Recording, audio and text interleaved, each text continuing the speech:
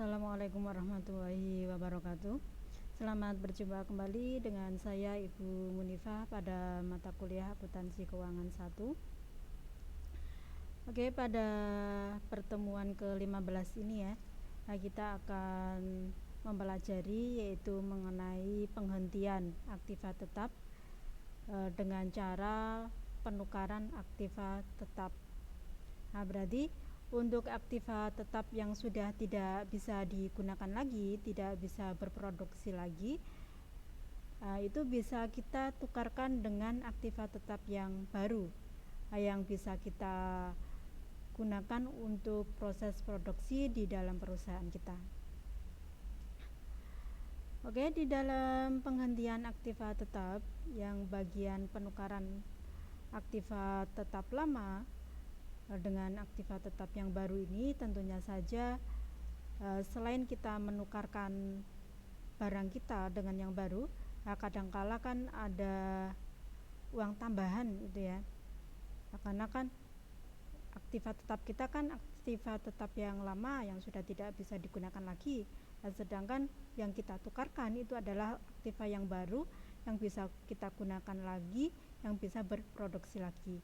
Tentunya saja ada tambahan uang, yaitu untuk penukaran aktiva tetap tersebut. Di dalam penukaran aktiva lama dengan aktiva tetap yang baru, tentunya saja tentunya saja kadangkala itu menguntungkan perusahaan dan kadangkala juga merugikan perusahaan. Dari penukaran tersebut nanti kita akan menghitung apakah penukaran tersebut itu akan menguntungkan perusahaan atau bahkan merugikan perusahaan. Ya, untuk materinya bisa Anda simak baik-baik untuk penjelasan dari saya.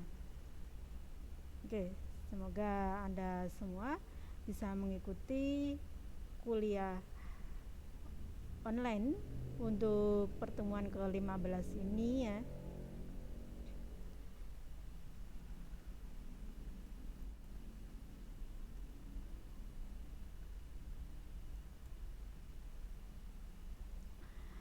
Oke, yang pertemuan sebelumnya sudah saya jelaskan ya untuk penghentian aktiva tetap berwujud dengan cara penjualan aktiva tetap tersebut.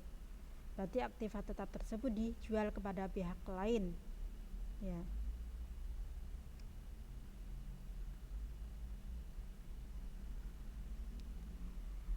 Tadi sudah saya sampaikan bahwa yang namanya suatu aktiva tetap kalau ditukar dengan aktiva tetap yang baru itu ya, kadangkala itu ditambah yang namanya pembayaran atau pembayaran untuk penambahan aktiva tetap yang baru tersebut, yang sudah disetujui oleh kedua belah pihak, yaitu antara si penukar dengan si penjual tadi.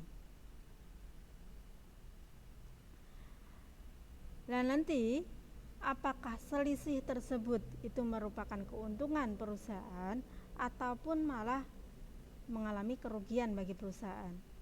Nah, untuk menghitung apakah laba atau rugi, itu didapatkan dari harga perolehan aktiva tetap yang baru, kemudian dikurangi dengan harga perolehan aktiva lama dan depresiasi.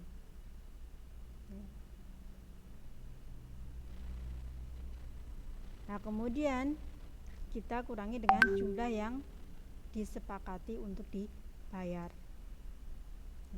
Berarti untuk nilai buku itu berasal dari harga perolehan aktiva tetap lama, kemudian dikurangi dengan depresiasi. Nah, kemudian harga perolehan aktiva tetap baru dikurangi dengan nilai buku akan menghasilkan jumlah yang seharusnya dibayar. Nah, kemudian jumlah yang disepakati dikurangi dengan jumlah yang disepakati itu akan menghasilkan laba atau rugi penukaran aktiva tetap.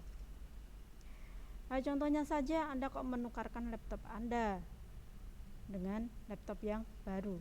Nah, kemudian hasil kesepakatan Anda disuruh untuk menambah pembayaran, contohnya kok sebesar 2 juta untuk pembayarannya. Ya. Nah, nanti yang seharusnya dibayar contohnya kok 5 juta tapi Anda kok cuma membayarnya 2 juta saja. Nah, itu kan juga akan menguntungkan bagi Anda. Nah, karena di dalam penukaran aktiva tetap kita juga harus melihat untuk keusangan ataupun penyusutan dari aktiva tetap tersebut. Ya. Oke, di sini ada 2 jurnal. Apabila pada saat kita hitung ke hasilnya laba, maka jurnalnya adalah aktiva tetap baru dan akumulasi depresiasi aktiva tetap itu di debit, yang di kredit aktiva tetap lama pada kas dan laba. Kalau rugi yang di debit adalah aktiva tetap baru, akumulasi depresiasi dan rugi. Yang di kredit adalah aktiva tetap lama dan kas. Ya. Bisa Anda membedakan jurnalnya kalau laba dan rugi.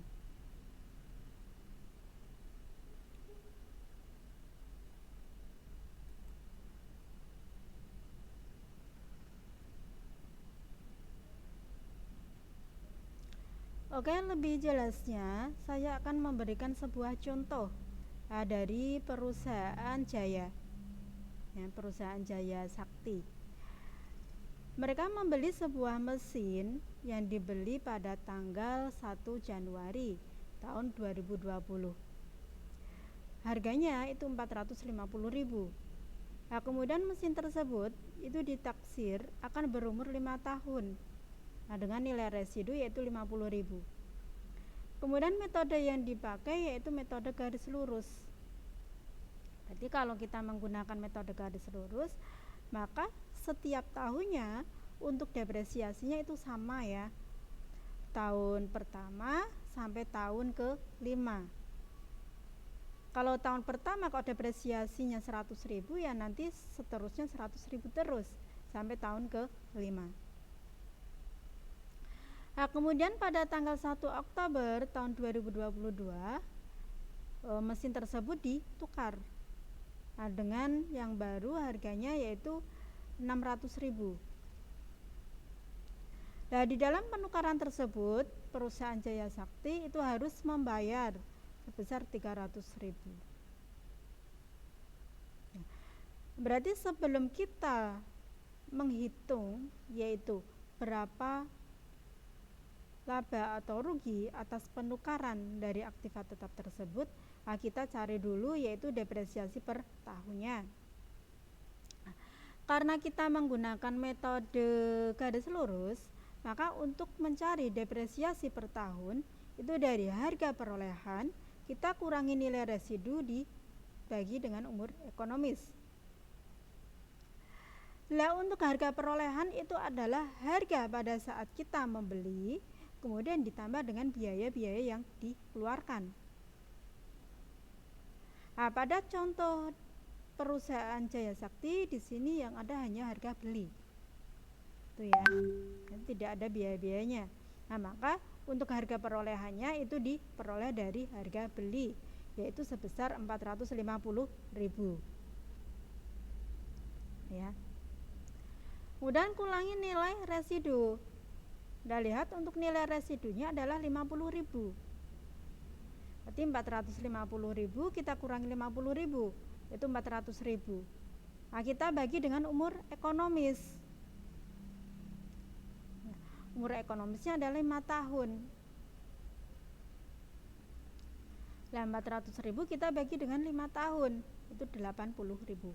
Berarti untuk depresiasi per tahunnya itu 80.000 untuk mesin tersebut. Nah, kalau kita membelinya tanggal 1 Januari tahun 2020, kemudian pada tanggal 1 Oktober tahun 2022 mesin tersebut ditukar. Nah, maka kita cari yaitu depresiasi dari Januari tahun 2020 sampai dengan Oktober tahun 2022. Nah, karena kita menggunakan metode garis lurus ya, maka untuk depresiasi per tahunnya sama ya. Maka di sini Januari sampai Desember yang tahun 2020 itu 80.000, yang tahun 2021 itu 80.000, sama karena ini 1 tahun ya. Karena kita menukarnya itu Oktober, maka untuk yang tahun 2022 itu menghitungnya dari 1 Januari tahun 2022 sampai dengan 1 Oktober tahun 2022 ya. Berarti Januari, Februari, Maret, April, Mei, Juni, Juli, Agustus, September ya. Karena itu kan tanggalnya tanggal 1 Oktober, berarti Oktobernya tidak dihitung. Nah, maka di sini ada 9 bulan. 9 per 12. 12 ini adalah 1 tahunnya ya, 12 bulan. Nah, kita kalikan dengan depresiasi per tahunnya yaitu 80.000. Nah, ini. Nah, maka untuk depresiasi dari tahun 2020 sampai tahun 2022 yaitu 220.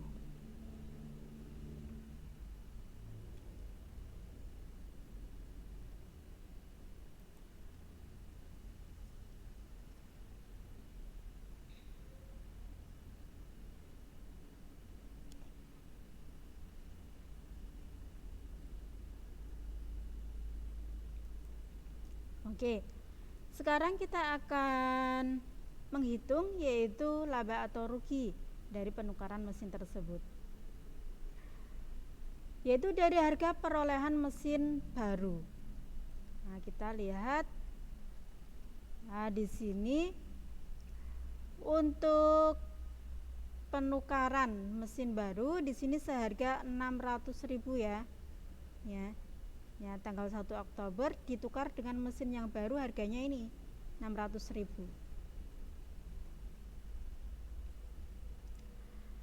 Harga perolehan mesin lama berarti harga beli mesin lamanya. Bisa Anda lihat yaitu 450.000. Kemudian dikurangi dengan depresiasi. Nah, tadi sudah kita hitung depresiasinya dari tahun 2020 sampai Oktober 2022 yaitu sebesar 220 ya. Berarti harga perolehan mesin lama kita kurangi depresiasi, nilai bukunya 230.000. Nah, yang seharusnya dibayar itu dari harga perolehan mesin baru 600.000 dikurangi nilai bukunya 230. Berarti yang seharusnya dibayar itu 370.000. Nah, sedangkan dari kesepakatan antara PT Jaya Sakti dengan perusahaan atau toko yang penjualnya atau penukarannya itu yang harus dibayar adalah 300.000. Berarti 370.000 kita kurangi 300.000. Sini 70.000. Karena lebih besar dari yang seharusnya dibayar, nah kita untuk selisihnya adalah laba ya. Kan yang harusnya dibayar itu 370.000. Sedangkan hasil kesepakatan PT Jaya Sakti itu harus membayar 300.000 saja. Berarti kan PT Jaya Sakti kan untung ya 70.000 atas penukaran aktiva tetap tersebut. Contohnya Anda tadi nukar sebuah laptop. Nah, yang seharusnya Anda bayar contohnya kok 4 juta. tapi Anda disuruh untuk membayar 2 juta saja, maka kan Anda untung ya. Ya, seperti itu. Nah, karena hasilnya laba, maka di sini jurnalnya adalah mesin baru atau harga beli baru atau harga perolehan baru 600.000, di debit akumulasi depresiasi di debit 220.000 dari tahun 2020 sampai tahun 2022. Yang dikredit adalah mesin lama atau harga beli lama 450, kasnya itu 300.000. Kasnya itu adalah jumlah yang disepakati dibayar atau uang yang dikeluarkan oleh PT Jaya Sakti atas penukaran tersebut, itu 300.000. Nah, labanya 70.000. Nah, untuk jurnal penyesuaian yang tahun 2022, karena kan cuma sampai Oktober saja ya, maka di sini jurnalnya adalah depresiasi mesin pada akumulasi penyusutan mesin, yaitu 60.000 ya. Yang ini ya, yang 60.000, bukan 80.000 lagi. Karena di sini kan cuma 9 bulan.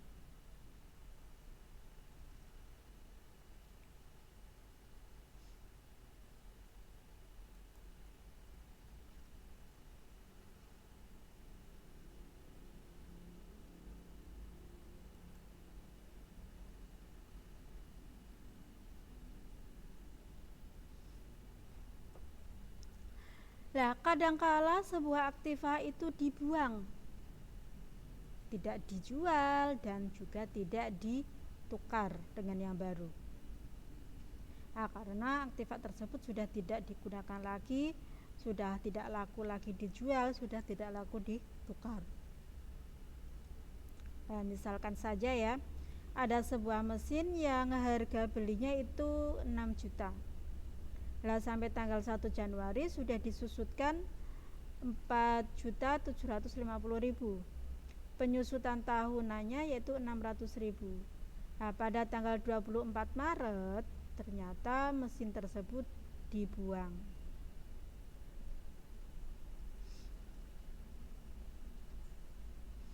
Nah, maka untuk jurnal penyusutannya untuk yang tahun 2021 yaitu beban penyusutan mesin pada akumulasi penyusutan mesin, yaitu sebesar 150.000.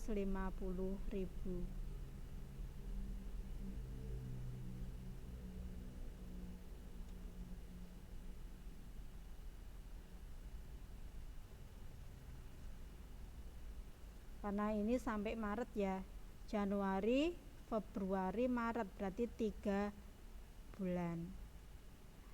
Nah, kalau 1 tahunnya itu 600.000, berarti kan 1 bulannya 50.000 ya.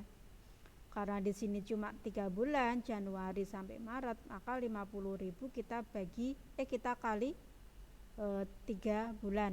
Nah, makanya di sini beban penyusutan yang tahun 2021 cuma 150.000, bukan 500.000 lagi.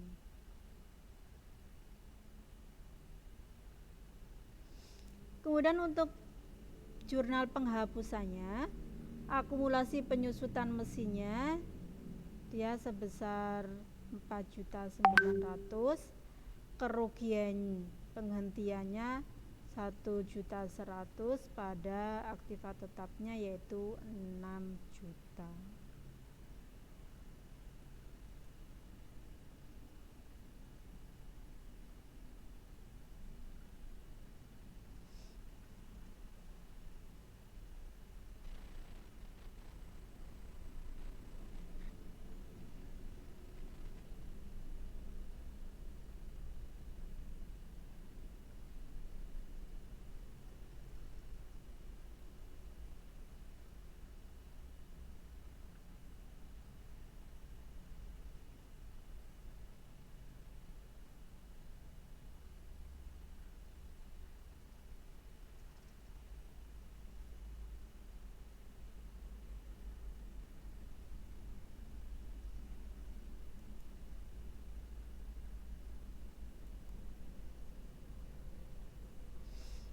Oke, untuk tugas Anda ya.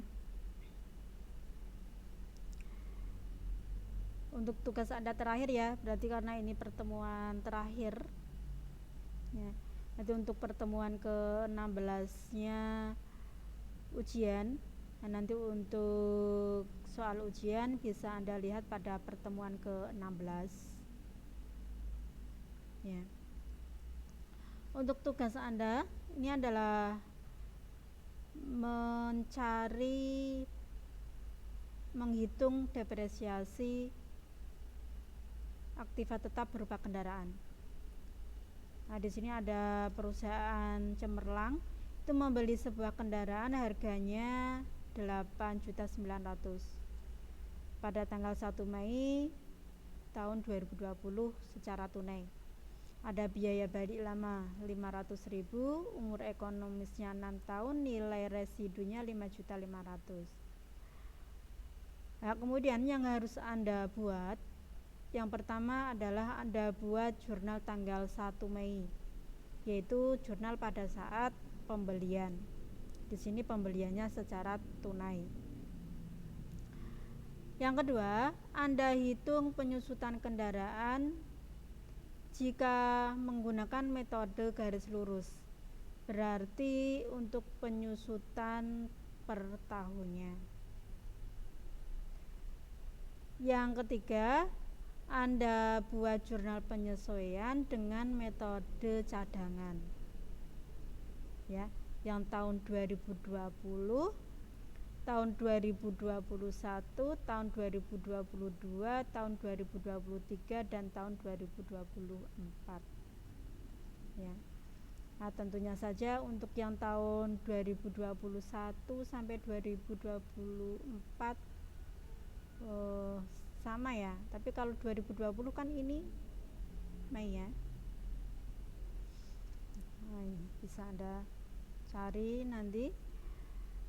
Karena di sini Mei, berarti nanti depresiasinya berapa. Tapi kalau yang tahun lainnya itu kan sama ya, Januari sampai Desember. Kalau yang 2020 kan Mei sampai Desember.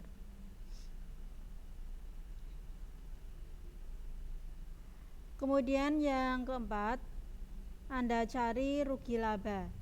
Jika tanggal 1 Juli tahun 2024 kendaraan tersebut dijual dengan harga 7.500.000. Kemudian Anda buat jurnal penjualannya. Ya, apakah hasil dari penjualan tersebut itu akan menguntungkan perusahaan atau merugikan perusahaan dengan adanya penyusutan dari tahun 2020 sampai tahun 2024 tadi.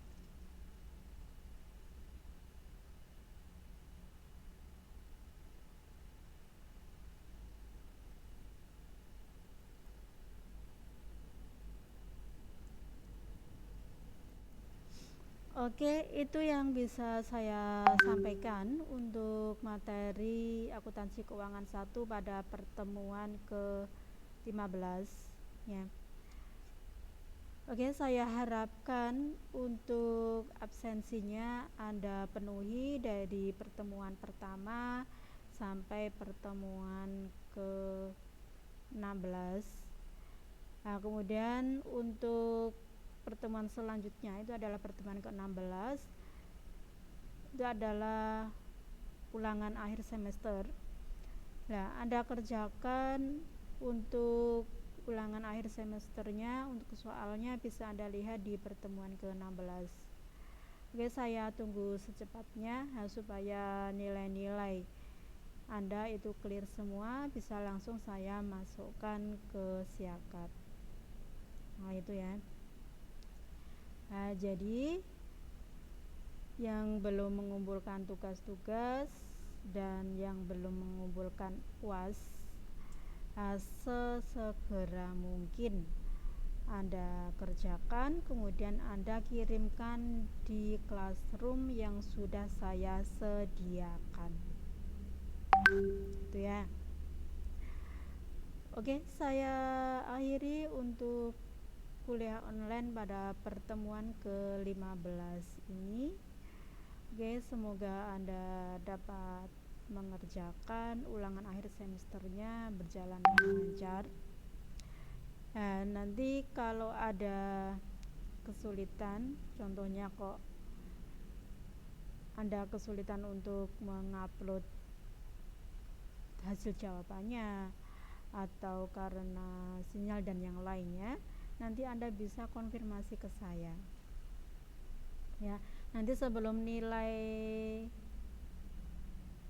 saya inputkan di Siakat, nanti saya akan share dulu di grup. Nah, yaitu nama-nama siapa saja yang masih aktif dalam perkuliahan akuntansi keuangan 1 ini ya. Nah, kemudian kok ada yang sudah mengirimkan tapi kok belum tercatat atau yang lainnya, nanti bisa Anda cek di grup WA. Oke, saya akhiri untuk kuliah online pada pertemuan ke-15 ini untuk mata kuliah akuntansi keuangan 1. Ya, wassalamualaikum warahmatullahi wabarakatuh. Saya minta maaf apabila ada kesalahan atau tidak berkenan di hati Anda pada saat memberikan kuliah online dari pertemuan pertama sampai pertemuan terakhir. Oke, wassalamualaikum warahmatullahi wabarakatuh. Selamat mengerjakan untuk yang UAS-nya ya.